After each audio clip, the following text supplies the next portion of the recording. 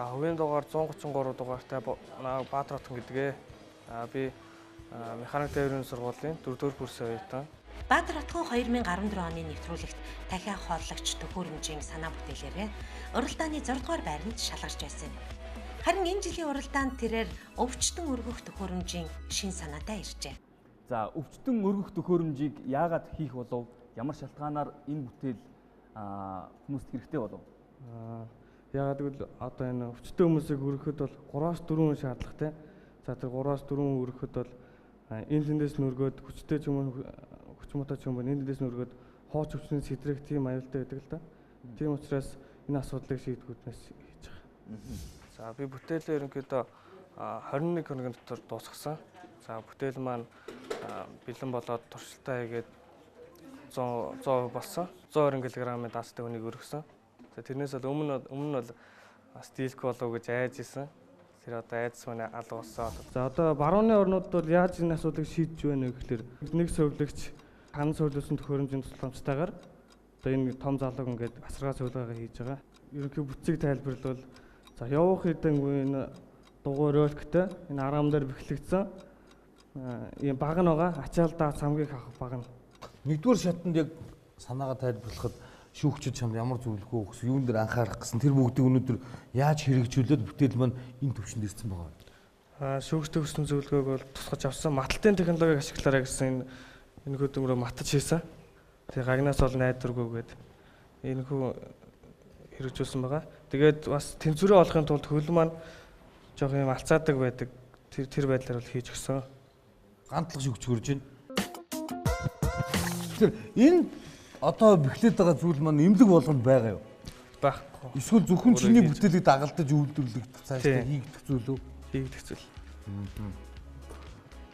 За тааж асууж байгаа.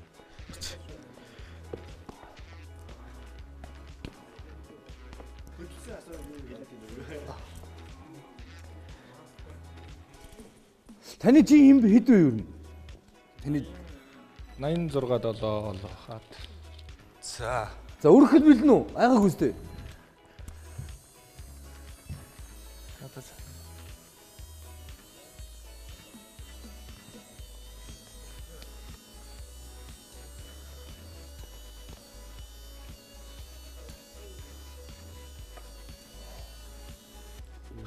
За хангалттай өргөлөө. Одоо түрээд За төгөл дөр төрж үзнээс.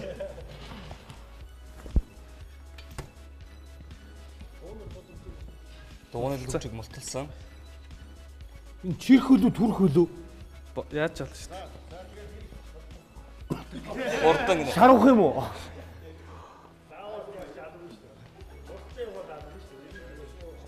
Өвчтөнгөө бол хурдтай авч явах шаардлагагүй.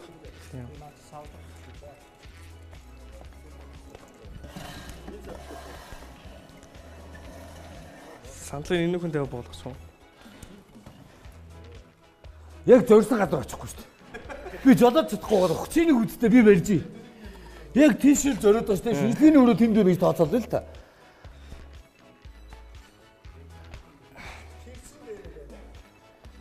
Чирээд.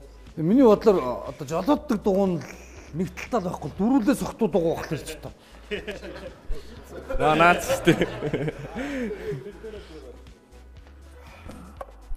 Уулнаас эн чи өөрийн тэжээлтэй батарейтай ихтэх гэдэг байгаа тий? Баатар тоо.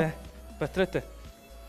Яг эмнэлэг чи өөрөө бас байнгын тогтоо юм чи өөрөө өрөмд нороо залгаад иж болох л та.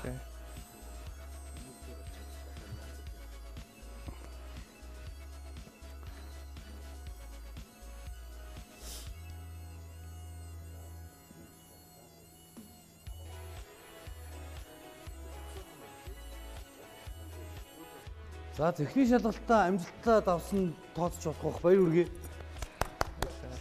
Одоо яг энэ алга ташлтыг баттгаад дүнсээ турсан шүүгч мөр өөрийнхөө сэтгэлээ хэлэх байх л та. Маш сайхан санаа олсон байна. Яг ажиллаж байна. Тэгээд энгийн данхраадыг ашиглаад бас ингээд эндний дээш өргөд юм санаагаар гаргаж хийсэн. Зүгээр мэдээж тэр хүн өргөж байгаа хэсгийнхаа юу дээр бол нэлээ бас мэдээж энэ бүтээл маань хэрэглэгч дэмлэгт ингээд явах юм бол энэ дээрээ өлөх юм маань бол энгийн бас Механизм нь арай л хялбар баймаар байна тий. тий. Одоо энэ маань бол Уулчдны түгжил карабинаар явцдаг шиг. тий. Тийм карбин хэлбэрээр хийх үл их зүгээр юм байна. Яа тэгэхээр сая бол зүгээр юм айгүй олон оёдлын машинаар хийгдсэн юмыг ингээд уяд зангидаал ашиглалаа шүү дээ тийм ээ. Тэгэхээр тэрийг бол тэгж сайжруулах боломжтой юм байна. Мэдээ сая манай шүүгч нараас ярьж байна. Энийг нэг зөөр юм учраас дандаа юм тогон залгаад аваа явдгаар биш.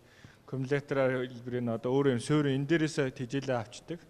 Тэгээ ажилдаг байвал үнэхээр яг ингээд одоо эмнэлгүүдэд бол айгүй Компьютерээр ажиллаж байгаа л да. нэмэхээр юм бол сая та бүх анзаарсан уу? Би бол бас нэлээд жоох ингээд бүгдийг цуулаа шүү дээ. Энэ нэг дээш доош нэг 2 нүх 3 нүх байх юм бол зүгээр юм болов. Хүнээс суулгах гэсэн өндөр хүн байвал Тохиолддог. гоолтой ягаад дээш нь болгочих шүү дээ. Тэгээд нам хүн байвал доош нь 5 дугаар цэг толгой орой хоорондох хэмжээг л Тэгээ яач. Сая нөгөө яг эндээс сая харж байхад залагдахын жоохон таар байгаа. Нэг хойдлынх нь урдлынх нь 2 дугуйг хэвийн дугуй байгаад нөгөө хоёр нь цогтуу дугуй байвал зүгээр юм бол дөрүүлээ ингэхээр ерөөсөө хайшаа чамаагүй ингээд явчихад байна шүү дээ. Тэрийг анхааруул. Бас дээр нь данкраа жоох удаан байгаа болов уу гэж ажиглагдаад байх юм. Тэгээ угаасаа шаардлага нь 20 м/сек гээд айгу удаан байх шүү. Тийм үү. Эрүүл мэндийн санхүүгийн шаардлага юм байна. Тэгвэл бол ерөнхийдөө бусдаар бол сайхан бүтээл болжээ. Шүүгч Балбаатар сайхан. Миний хувьд болохоор энэ тэлдэн өнцөг жоохон гологдоод байна л да. Өшөө жоохон тэлдгээр. Тэгээ энийгээ тэлдэгээ дагаад ирэхээр одоо байгаа энэ яг нугсан холбоос шаардлага хангахгүй болох байх. Тэрэн дээр бас жоохон анхаарч бүтээл хөгжүүлэлтийг хийхийг хүсэж байна. Тэгээ бос нь бол сая ер нь бол хүндлэнгийн шүүгч нар ерөнхийдөө анхааруулад хэлжлээ те. Тэр болгоныг бас цаашдын бүтээл хөгжүүлэлтэд анхаарч хөгжүүлээрэ гэж хүсье. За. Цог жохлон шүүгч.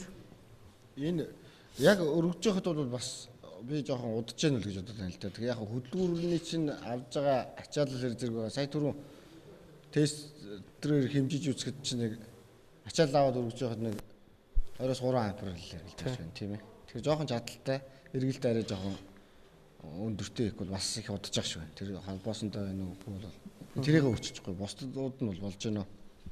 Үүгээ үүсгэж. Тэгэхээр зохион бүтээгч Баатар хотны бүтээл 2 дугаар шатандаа тэнцээд 3 дугаар шатанд өрсөлдөөнийг өргөжлөх хэсгийг яг одоо гэрлээр харуулаач. 1 2 3 нугаан гэрэл. За ажилласан.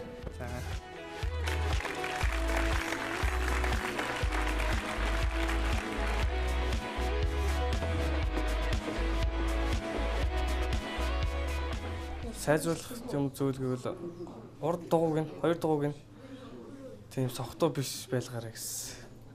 Яг чигээр урагшаа чигээр явдаг, хойлоороо залдаг. Одоо миний хийж дээр бол дөрүлээ чөлөөтэй хөдөлдөг тийм боломжтой байна. За даун сандлыг бол юу гараа гэсэн. Бүснүүдийг нэг барилгын материалын барилга дээр засвар хийж байгаа хүмүүсийн хийж байгаа тоноглолтыг ашиглаарай гэсэн. Тийм тэрхүү тоноглолын дараагийн шатнд дээр ашиглана. Тэгээ бас тусал дэмжсэн Чулуунбаатар өгш болон оюун туулагчтай баярлалаа гэж хэлмээр. Ээж маань төрсөд байгаа баярын мэнд хүргэе.